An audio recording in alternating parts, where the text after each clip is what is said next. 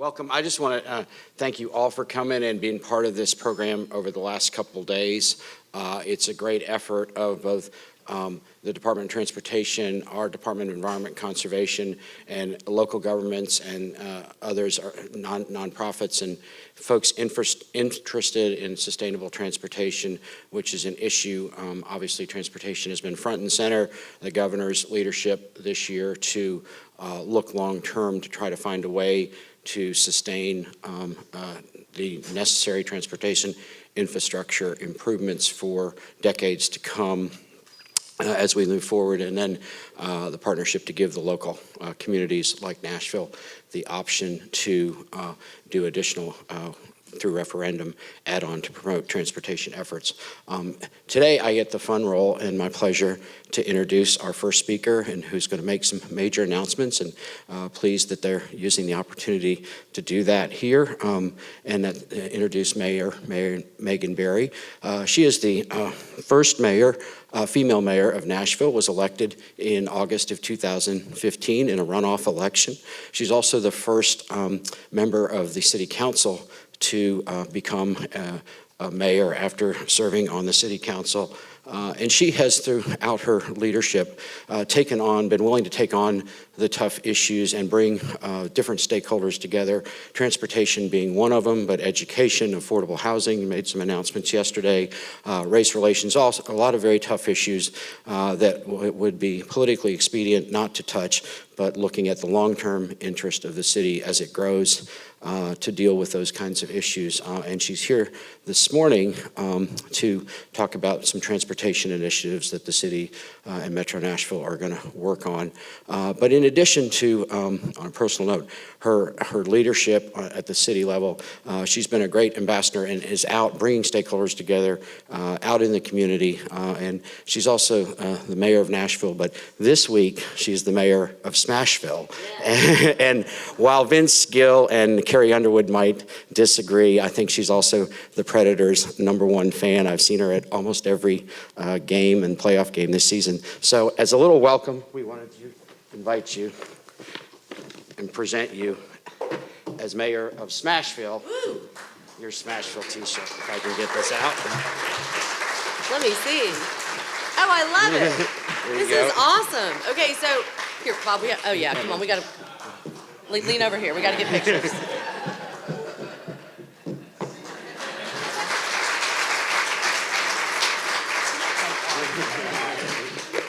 Thank you. Thank you, Commissioner. And you are absolutely correct. This is an exciting week for Nashville. And not only because of the great announcements that we're going to make today about transportation, but also because the Predators are in the Stanley Cup playoffs. So, good morning. Good morning. Good morning. Good morning. It's good to see you guys. And it's my pleasure to actually be here today to talk specifically about a couple of things that we're going to make some announcements around. But before I do that, I'd like to give a shout out to several folks who are with us today, including some elected officials. I know that we have Councilmember Robert Swope is here. Councilman, where are you? You're so low-key. You're right here. We also have Councilmember Freddie O'Connell, whose district we are in. Freddie is here somewhere. Hi, Freddie. We are also joined this morning by Kathy Buggs from Congressman Cooper's office, and she has brought all of her interns for Congressman Cooper's office, so it's good to see all of you this morning. And we also have former council member Peter Westerholm, who I had the pleasure of serving with on the Metro Council, is also with us. So today, first, I want to say thanks to the commissioner, and TDEC for the opportunity to actually be here, because when we think about all the stuff that has to happen around transportation, it's all about partnerships.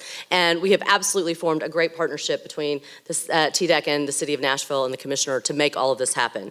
And today I'm going to talk to you about a 3-year action agenda, as well as some projects and programs. So let's start with this. What does that look like? What do you guys see? You see a horse? That's kind of what our transit looks like right now, right? Now what do you see?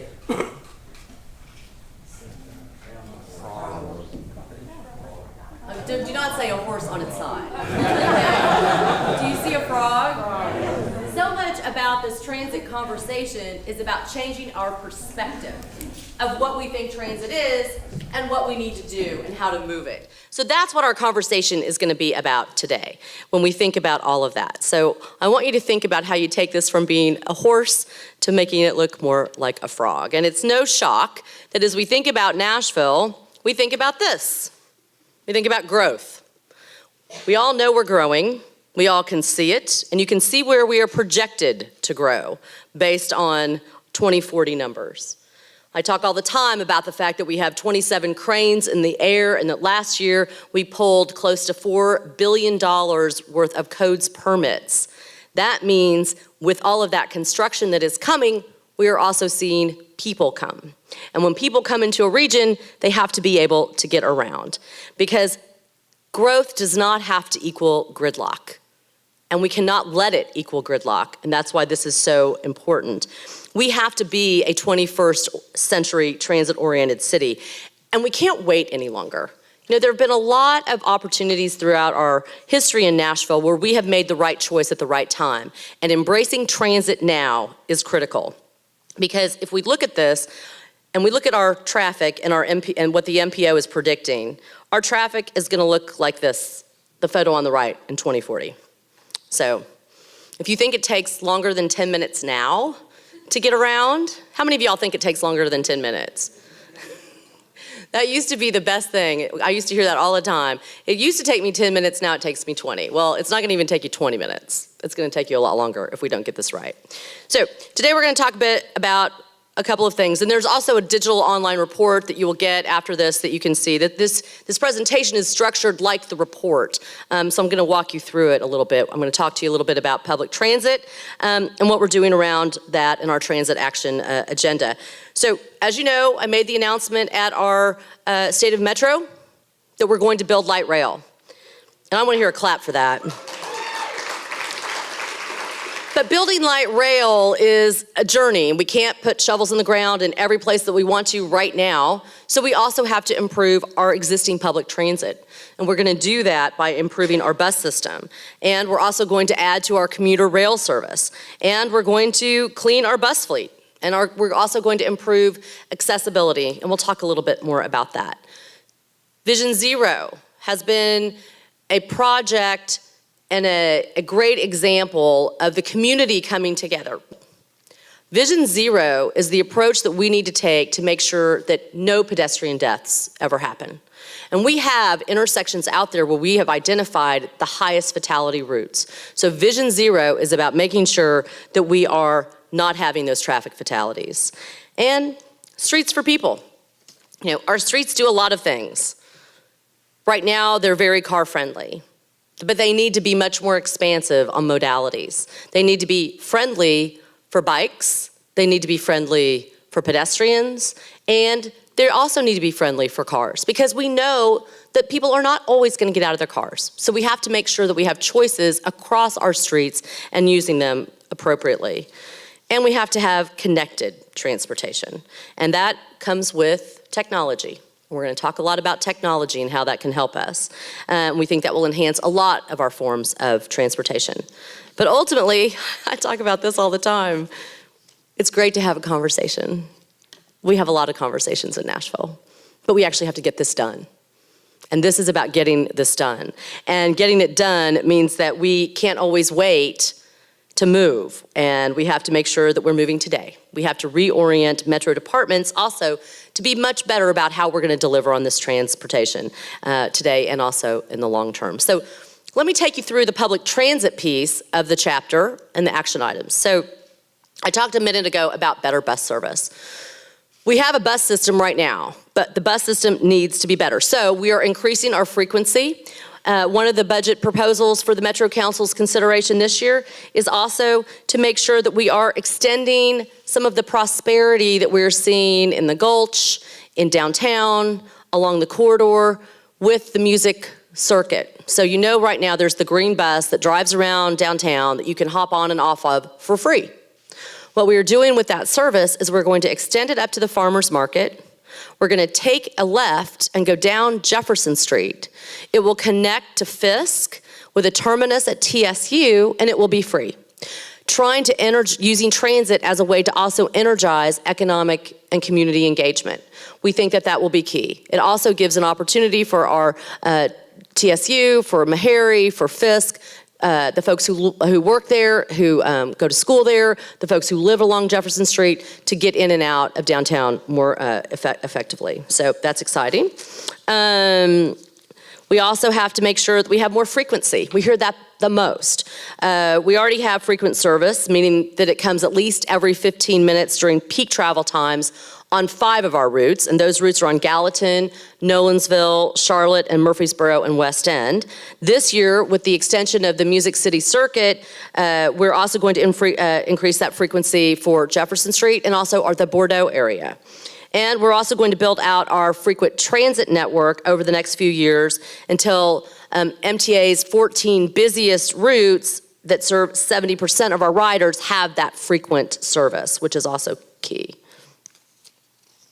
And we also have to upgrade our bus fleet. So we're going to add 31 new hybrid electric buses this year into the budget, and that's more than 50% of our transit fleet will now have these alternative fuel vehicles. Because as we also are improving our bus service, we also need to be mindful of our air quality and all of those other pieces. So we're also doing that. We are also going to start work on our high capacity corridors.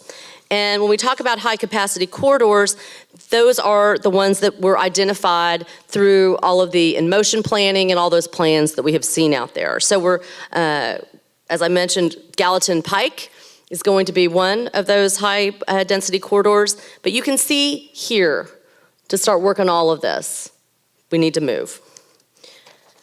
So what's it gonna look like? I get that all the time. The reality is it's gonna look something like this. So the light rail on Gallatin Pike, when we start working on it, will be center running, and the first phase will be between 5 and 6.5 miles. And it's gonna offer service along that corridor that's going to make it a lot faster than the options that we already have. So, and that, we don't have stops identified yet, but we do know that this is the corridor that we're gonna run it down. And there's a lot of excitement during right now about this, because this is what it looks like right now. This is Gallatin Pike. It's not favorable to pedestrians. You can see my biggest pet peeve that's right in the middle. It's all the poles. Like, how are you supposed to get there? How are you supposed to get around? So a lot of this infrastructure can get fixed, and it's not friendly for transit riders either. This is what a transit corridor, a high-capacity transit corridor should look like. And that means that you will have more options for walking, better sidewalks, and transit in the middle.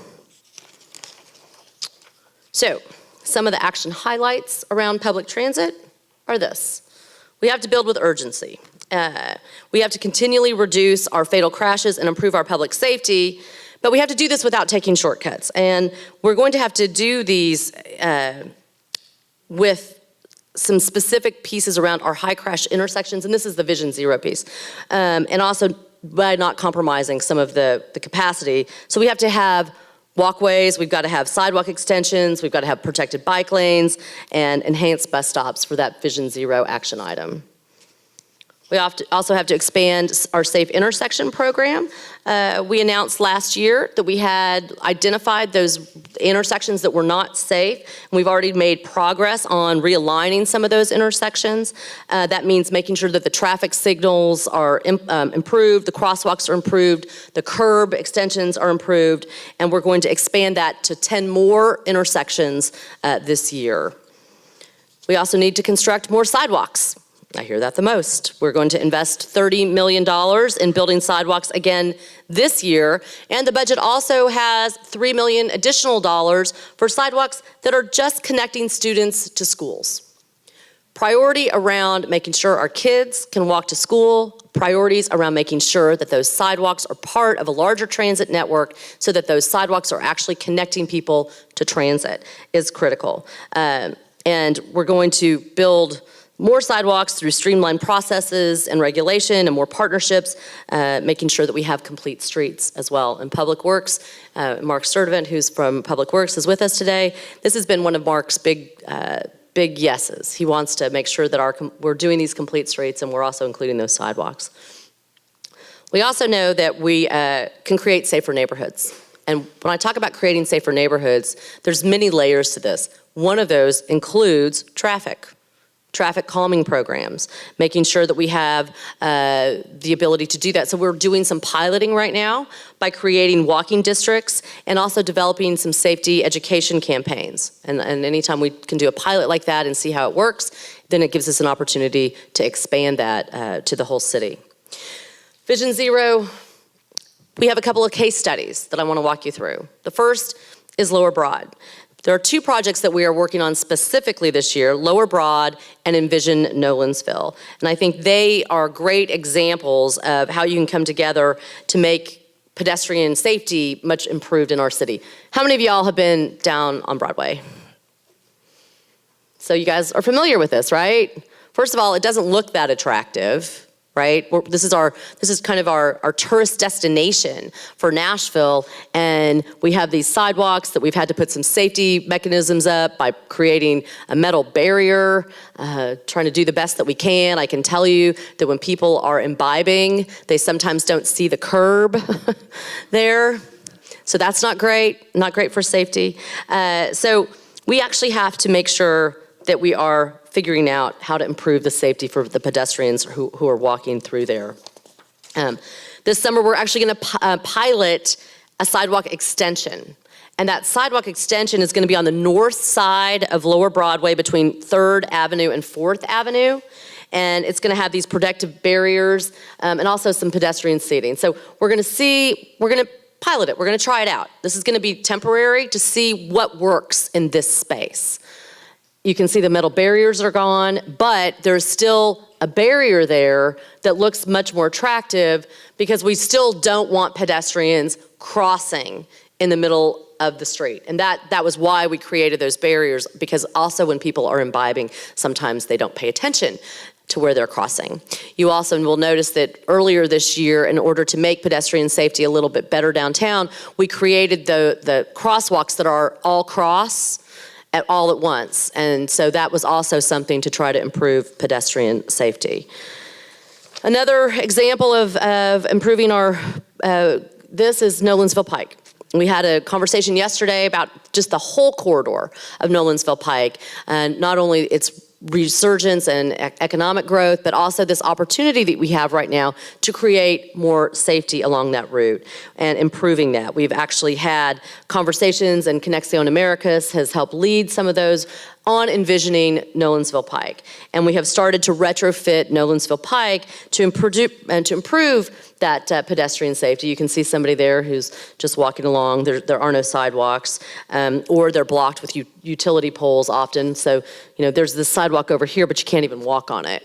And so we also have to make sure that if you are trying to get to a bus, that you're not standing in a stormwater ditch, because oftentimes that's happening, and then also trying to cross when you've got all this high-speed traffic coming by.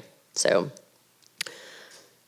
some of these pieces were part of the reimagining and envisioning Nolensville Pike, some of the roads. So right now, we are actually repaving Nolensville Pike. It's a joint project between Metro and TDOT, because TDOT is a great partner, and that repaving is going to allow us to add new crosswalks at these key intersections and also bike lanes along the entire corridor. We're also targeting improvements for 5 of the key intersections that have important bus stops.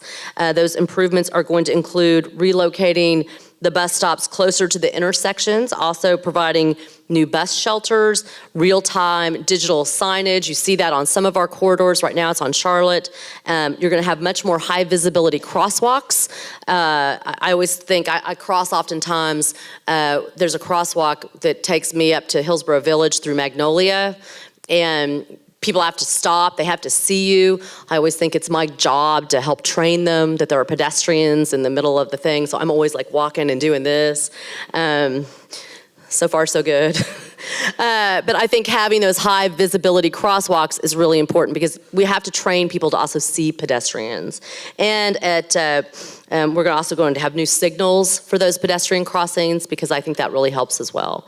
So That's Vision Zero. I'm going to change gears a little bit here and talk a minute about streets for people and some of the action highlights that we need to do as far as creating this idea for streets for people. I mentioned it earlier. Our streets are very car friendly. We have to make them pedestrian friendly. We have to make them bike friendly. So we have to create a low stress bikeway network. And you can see we've done that over on Davidson Street. This is the street that will take you into Shelby Park. How many of y'all have taken that or ridden on that with your bike? Did you feel safe? Did you feel safer? Because you've got the protection. Even though it's, for the most part, it's really just visual, you do feel like those cars understand that there is a bike lane next to you and that therefore they're a lot more aware. And I think that's what striping and some of those protective little reflectors can do, and it's not that expensive. So we are also in the process right now of doing Magnolia Avenue and a protected bike lane. This is a corridor that comes down Music Row and has a lot of bike traffic on it. We're adding a left side protected bike lane, and we're also going to let bike riders get a little more comfortable because you're going to have that physical barrier, because what you see then is that protected bike lane is the cars park and then the bike is there. So you actually do feel safer as you're going. So we're hoping that that will inspire more people to ride their bikes.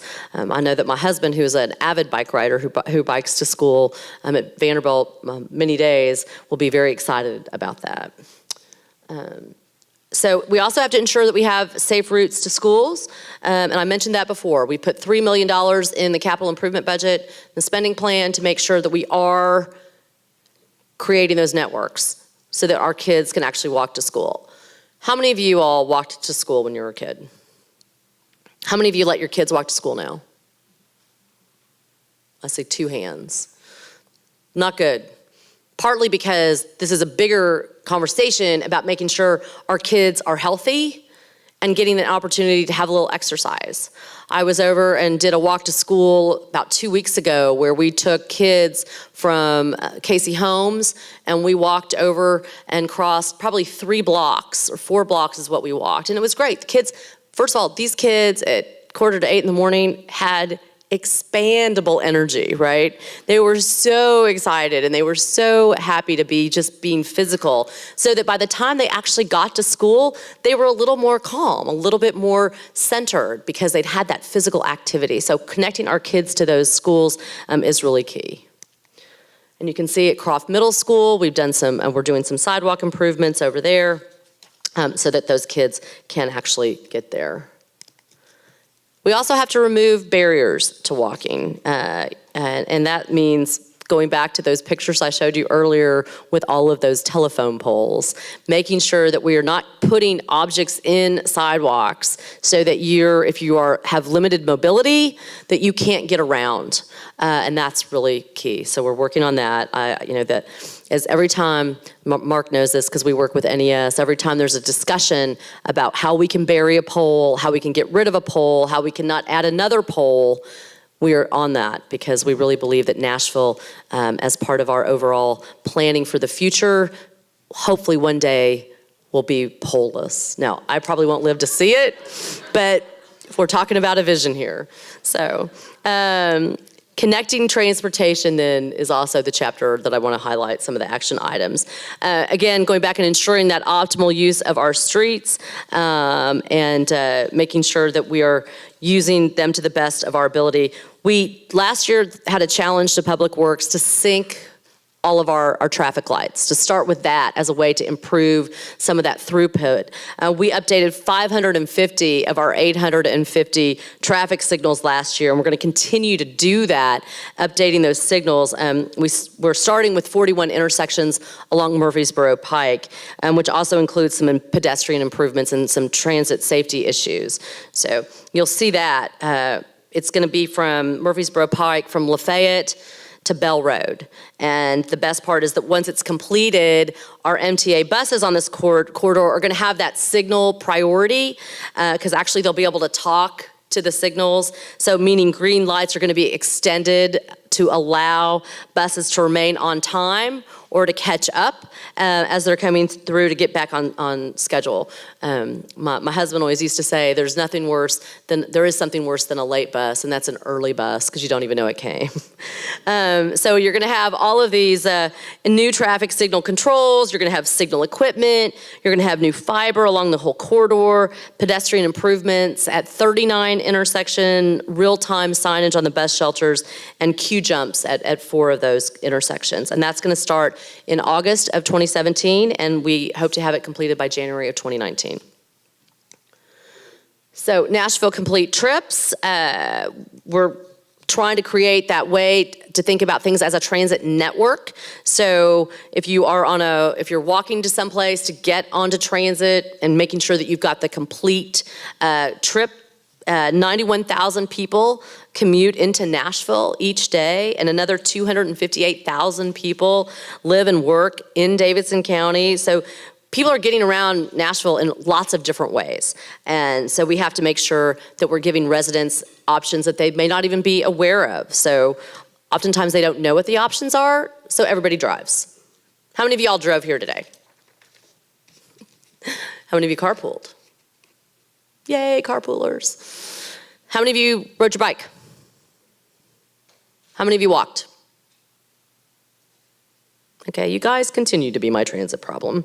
Okay, so having these complete trips then, we just were awarded by a grant from the Transit Department of Transportation that will help us understand these complete trips. And the complete trip program helps you get around by connecting employers and also commuters to information about these transit options.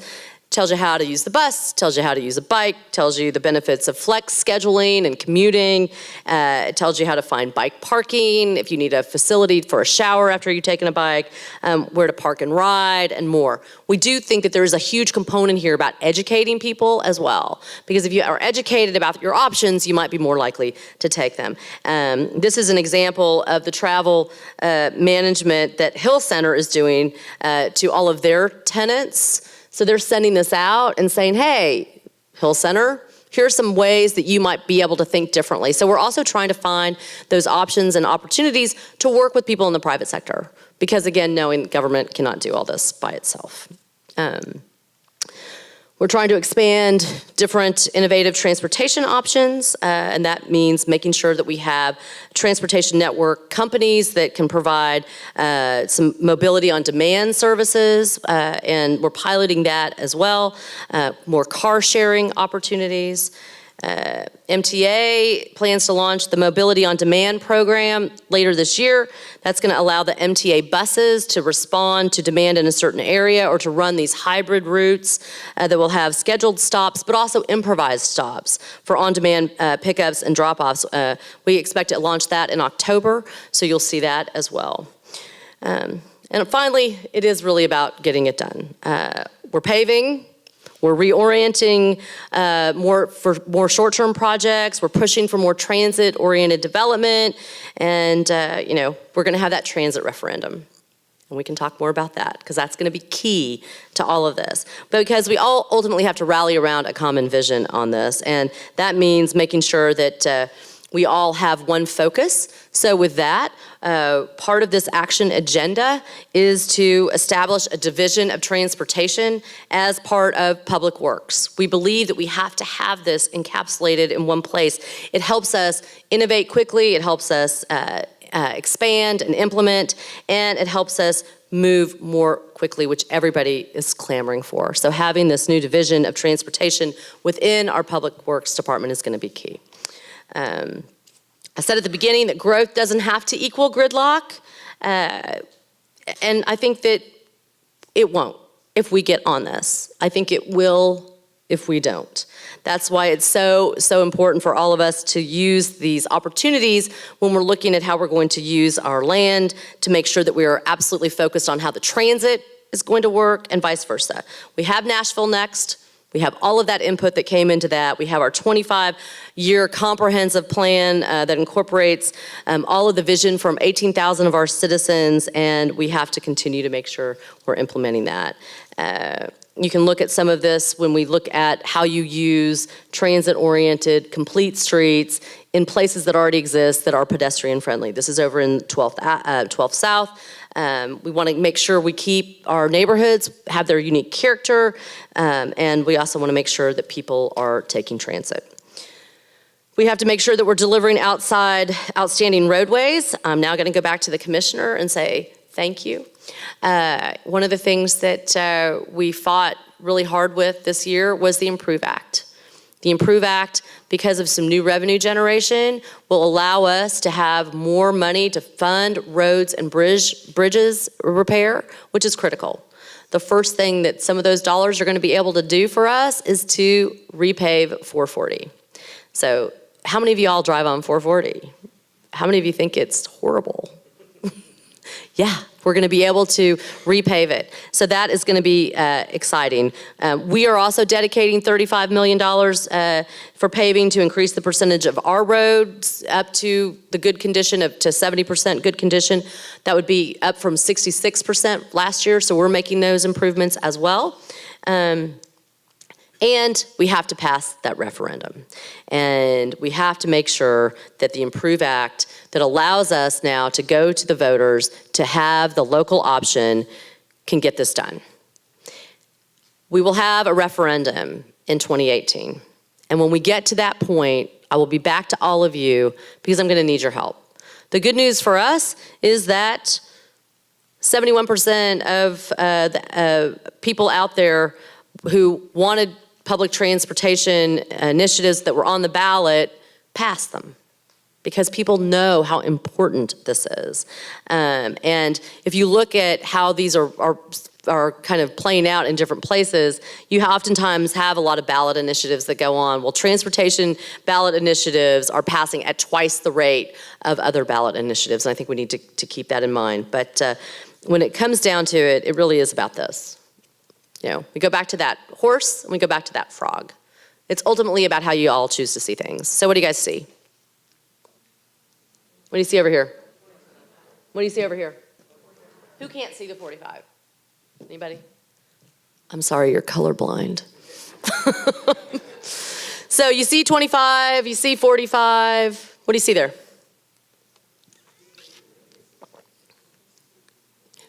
Who sees a face? Faces. Who sees the vase thing in the middle? Can you see them at the same time? It's really hard though, right? Because your mind keeps going back and forth. You really do have to focus to see it. And transportation right now, we have to be laser focused so that we can see us going forward. And what do you see there? Who sees a face? Who sees nothing? Sometimes they're just clouds. So that is the end of my presentation today. I know that you guys are going to have a robust conversation the rest of the day about all of this great stuff. I can't tell you how grateful I am to the people in this room. I want to give a special shout out to Aaron and to Mary Beth, who are my staff, who worked very hard on this report and got this together. So Aaron and Mary Beth, will you stand up?